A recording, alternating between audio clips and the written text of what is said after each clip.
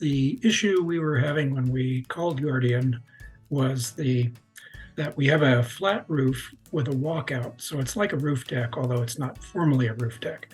And the texturing material they had used had been installed in 81. It was problematic. It needed to be redone. And we were also having leaking inside the house coming off the siding.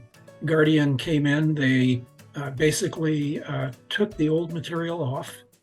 They repitched the roof, put new material on, and redid the siding that had become problematic and was leading to leakage. During that time, they were throughout the entire process, which took about 8 days. We were surprised how fast actually that was, given the amount of work that had to be done. Were professional, responsive.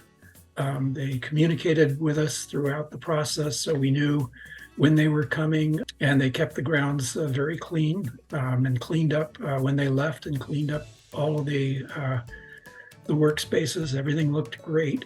I really appreciated that. So anyway, as I said, I would highly recommend Guardian Roofing to family, friends, and anybody that needs a roof repair.